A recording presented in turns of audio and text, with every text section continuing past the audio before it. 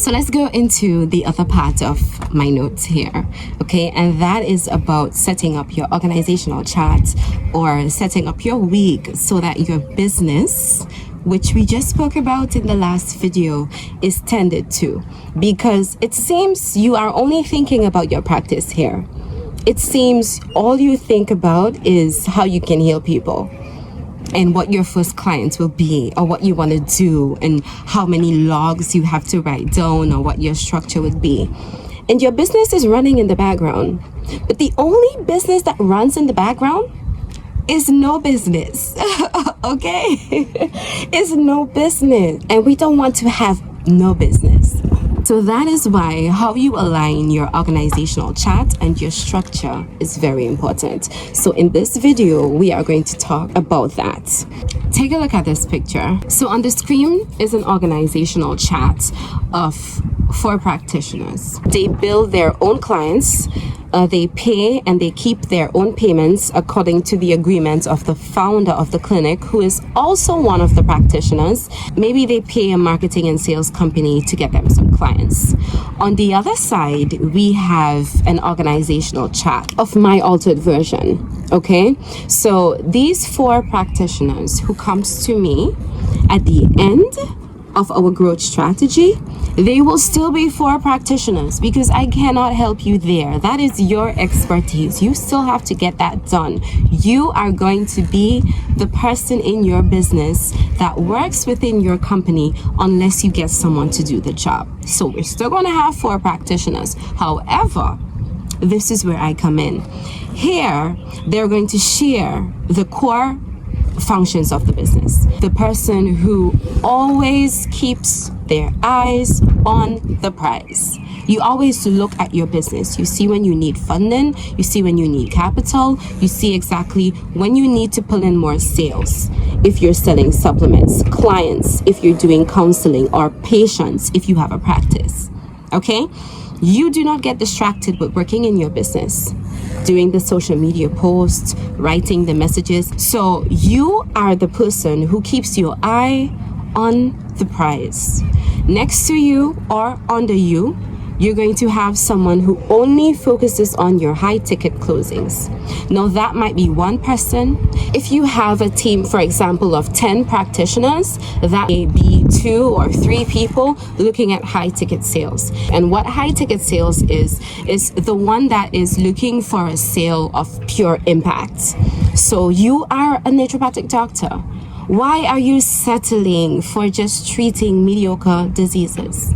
Soon there'll be too much of you, okay? And then we can just go to a naturopathic doctor down the street because wellness is the status quo. That is why we came into this.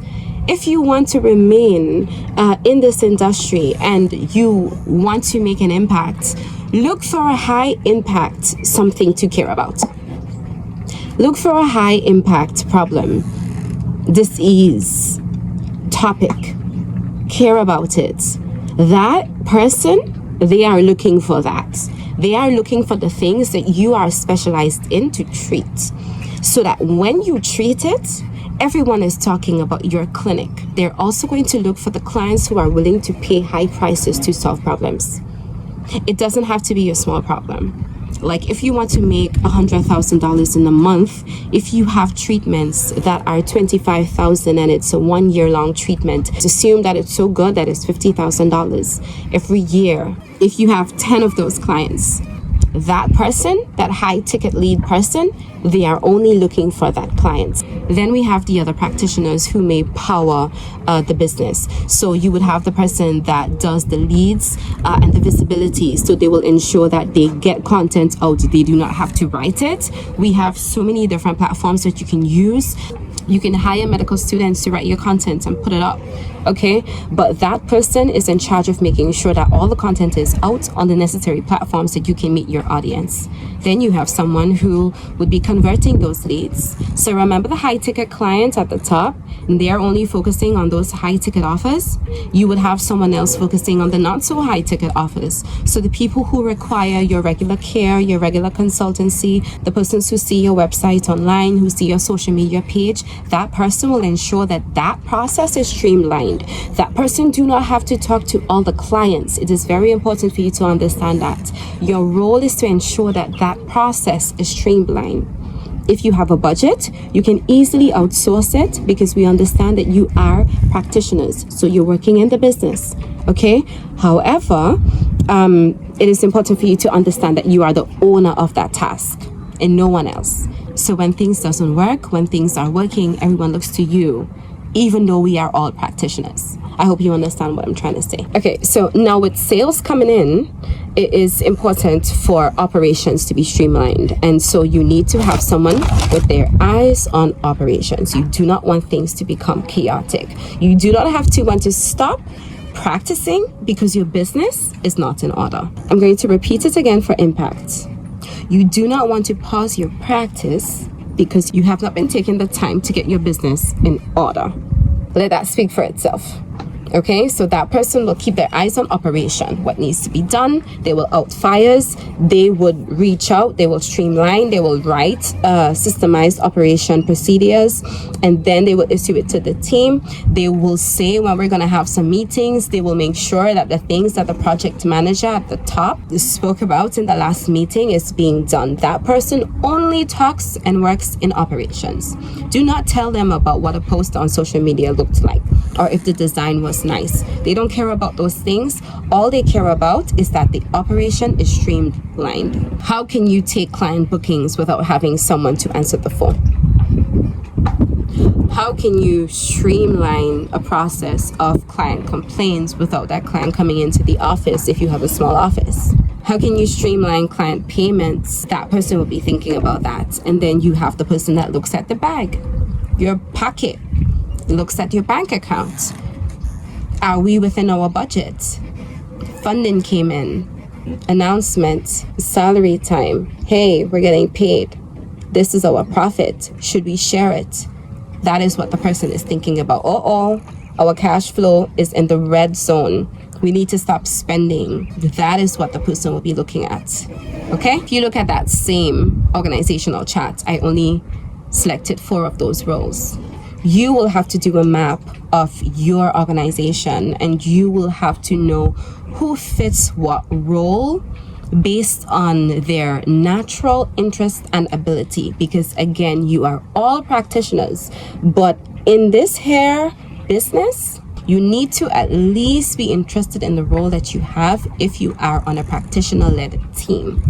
Again, if you are a solo practitioner, then you need to become the kind of person that says, I am powerful, I am strong, I can do it, I just need to systemize things. And if you feel like you still need a team, go ahead, sign up for email support. I am here with you. And if you do not want to be reading what I'm saying or feeling as if this is video and you want me to answer you, we do bespoke coaching, and you can also get an opportunity to work in a group if that is what you like.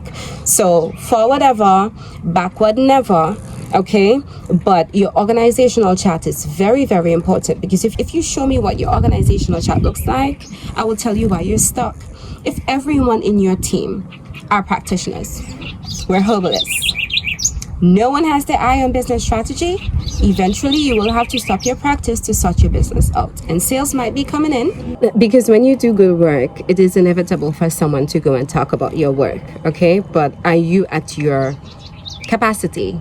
Look at this graph. This could be your potential, but this may be your current growth curve. So it is very important for you to strategize your team and understand your workflow. Like, we didn't just come together to make herbs. That's not what we're doing. When we started that Shopify website, when we launched our clinic, that is not what we do. We don't just come together to heal people. We came together to make an impact through helping others. But at the same time, an entrepreneur ensures that at the end of taking the risk, he gets his reward. And that is the mindset you need to get into before you can get enrolled in the program. Again, we do growth mentorship via emails, via group, or bespoke one-to-one. If that is something that you are interested in, go into the description, subscribe to our newsletter, reach out. If you are not interested and you just want to get this content, then subscribe to YouTube. That is okay too. And if this doesn't concern you, I don't know why you're looking at it all the way till the end. Rastafari.